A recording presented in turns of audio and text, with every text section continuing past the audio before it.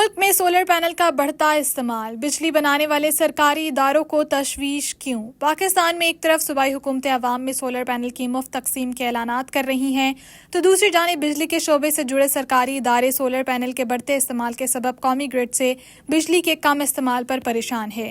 اس حوالے سے نیپرا میں ہونے والی ایک حالیہ سماعت کے دوران گفتگو کرتے ہوئے نیپرا کے ممبر سندھ رفیق احمد شیخ نے صوبائی حکومتوں کو central power purchasing company CPPA کے ساتھ تشبیہ دیتے ہوئے کہا کہ صوبائی حکومتیں جس طرح سولر پلیٹس تقسیم کر رہی ہیں، اس سے بظاہر لگتا ہے کہ وہ CPPA کا مقابلہ کر رہی ہیں۔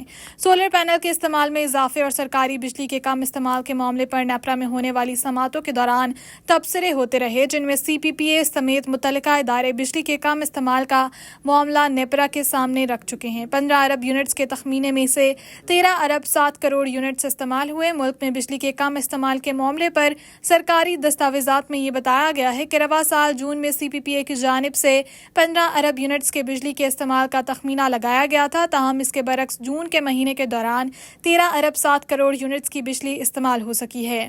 نیپرا کی سماعت کے دوران CPPA نے اپنی بریفنگ میں بتایا تھا کہ بجلی مہنگی ہونے کے سبب اس کے استعمال میں کمی دیکھنے کو مل رہی ہے۔ جون کے شدید گرم مہینے کے دوران بھی یہی رجحان دیکھا گیا ہے، تاہم اس حوالے سے CPPA، وزارت توانائی یا نیپرا کی جانب سے کوئی متبادل حکمت عملی نہیں بتائی گئی۔ صوبائی حکومتوں کی جانب سے سولر پینل کی تقسیم، CPPA کا مقابلہ۔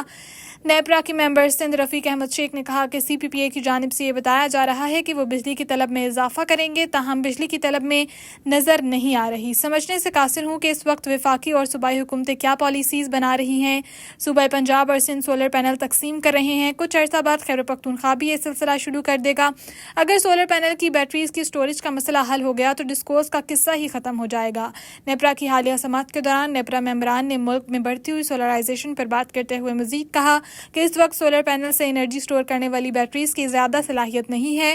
اگر ان بیٹریز کی سٹوریج کا مسئلہ حل ہو گیا تو پھر بجلی تقسیم کار کمپنیوں ڈسکوز ہی بند ہو جائیں گی۔ اس بارے میں مزید جاننے کے لیے جب ماہر توانائی اور سابق chairman NTDC doctor Fayyaz Chaudhry سے رابطہ کیا گیا تو انہوں نے کہا تھا کہ پاکستان میں وفاقی اور صوبائی حکومتوں کو بجلی کے شعبے کے محکموں کے ساتھ مل کر پالیسیز بنانے کی ضرورت ہے، جس سے ملک کے بجلی کے مسائل بھی حل ہوں گے اور عوام کے پاس سستی بجلی کی دستیابی بھی ممکن ہوگی۔ حکومت نے ضرورت سے زیادہ بجلی پیدا کرنے کے لیے پلانٹس لگائے، جن کے استعمال کے لیے کوئی حکمت عملی نہیں بنائی گئی۔ اگر بجلی بحران سے نجات حاصل کرنی ہے تو ایسے غلط فیصلوں کا سدباب ضروری ہے۔